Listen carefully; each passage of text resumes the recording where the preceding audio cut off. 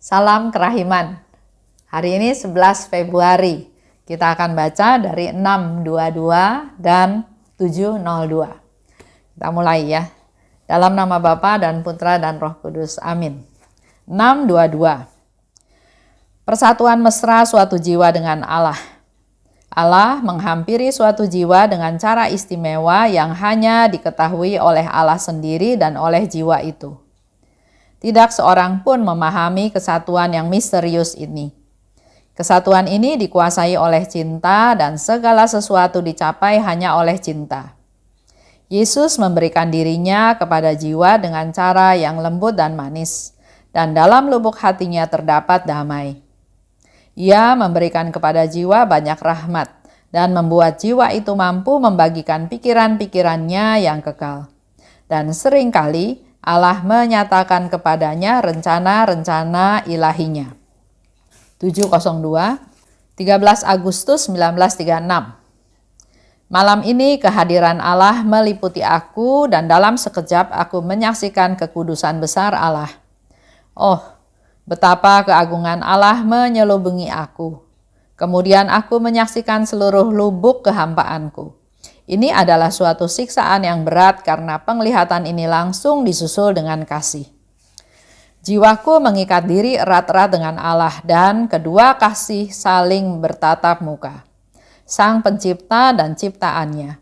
Satu tetes kecil berusaha membandingkan dirinya dengan samudra raya. Mula-mula tetes kecil itu ingin merengkuh samudra yang tak terbatas itu dalam dirinya. Tetapi pada saat yang sama ia mengetahui bahwa dirinya hanyalah satu tetes kecil. Dan karena itu ia lenyap dan larut sama sekali dalam Allah seperti satu tetes air larut dalam samudra. Mula-mula saat ini merupakan saat siksaan. Tetapi kemudian sedemikian manis sehingga waktu mengalaminya jiwa merasa bahagia. Persatuan mesra antara jiwa dan Allah. Yang bisa tahu ya hanya Allah dan jiwa tersebut. Di sini Suster Faustina cerita, Allah menghampiri suatu jiwa dengan cara yang istimewa.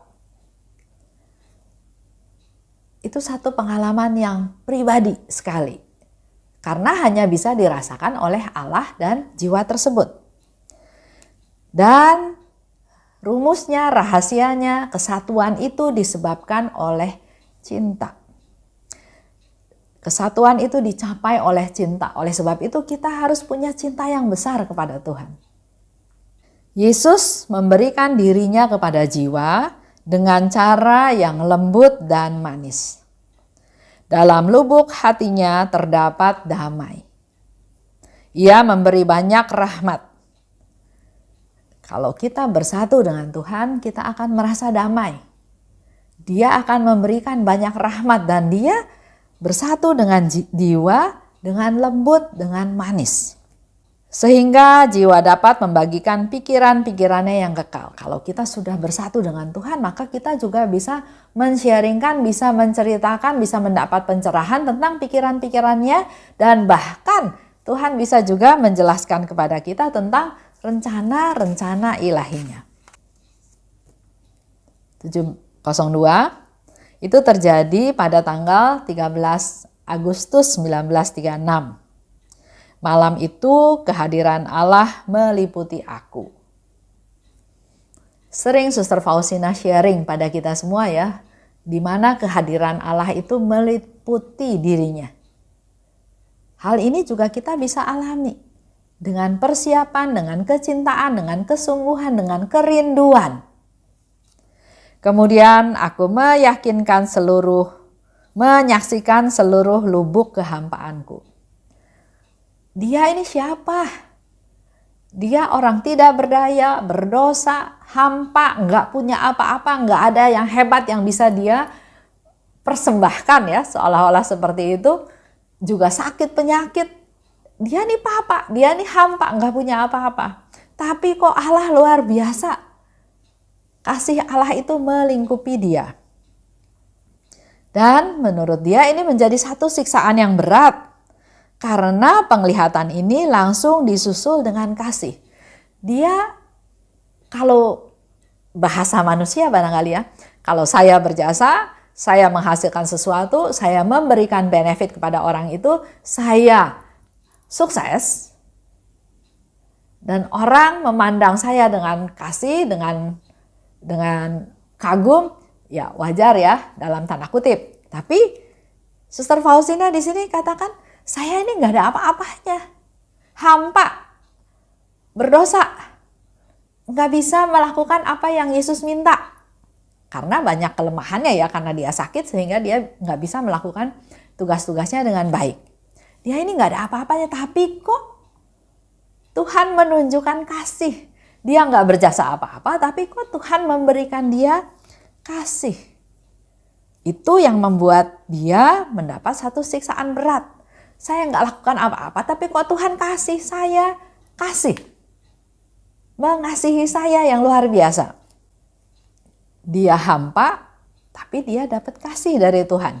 Dia nggak lakukan apa-apa, dia nggak punya apa-apa, dia nggak berdaya, tapi Tuhan memberikan hadiah yang luar biasa, yaitu kasihnya. Luar biasa ya kasih Tuhan. Luar biasa kerahiman Tuhan. Ada Sang Pencipta dan ciptaan. Sang Pencipta diumpamakan samudra luas yang tidak terbatas. Sedangkan ciptaan, Suster Faustina membayangkan satu tetes kecil. Satu tetes kecil. Yang dia tadinya ingin merangkul samudra tersebut. Tapi ternyata satu tetes kecil ini justru lebur, lenyap di dalam samudra kerahiman Tuhan.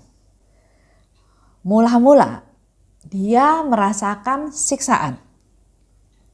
Tapi kemudian sedemikian manis sehingga waktu mengalaminya, jiwa merasa bahagia. Pada waktu kita menderita, memang kita rasa itu penderitaan, siksaan, sampai kapan, saya udah gak kuat, saya udah gak mampu lagi. Tapi pada saat kita mengalami kasih Tuhan, Suster Faustina katakan pada waktu kita mengalaminya, jiwa itu merasa bahagia, udah lupa tuh sama yang menderita, sama penderitaan. Kalau saya bandingkan dengan contoh melahirkan. Saya punya anak 3. Pengalaman melahirkan anak yang pertama. Belum ada pengalaman kan? Belum ada pengalaman melahirkan. Jadi secara hitung-hitungan udah mau sampai. Ada rasa was-was, ada rasa takut, ada rasa bagaimana ini, bagaimana itu gitu ya. Ada kekhawatiran seperti itu. Dan tiba-tiba mulai ada reaksi. Ada sakit perut yang nggak bisa ketahan. Mula-mula lama makin cepat, makin lama jaraknya makin dekat dan makin sakit. Waduh, luar biasa sakit ya. Bawa ke rumah sakit. Itu pas 25 pagi, 25 Natal pagi. Padahal dokter udah bilang, jangan lahiran ya menjelang Natal dan Tahun Baru supaya saya bisa istirahat.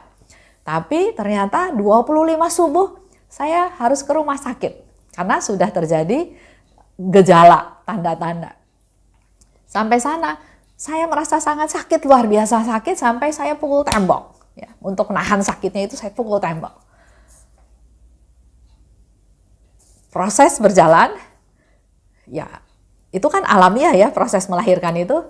Sampai akhirnya di saat tertentu, saat melahirkan, di mana bayinya keluar, dengar suara bayi nangis, itu rasa sakit, rasa segala macam udah hilang semua, nggak kerasa lagi. Yang ada adalah sukacita, gembira, bersyukur, berterima kasih, luar biasa.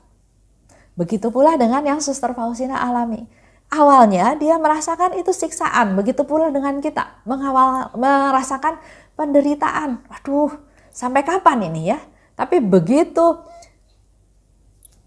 mengalami waktu tersebut, mengalami kasih Tuhan, mengalami pelukan Tuhan, pemeliharaan Tuhan, perlindungan Tuhan, solusi dari Tuhan, semua penderitaan itu sudah tidak ada rasanya lagi.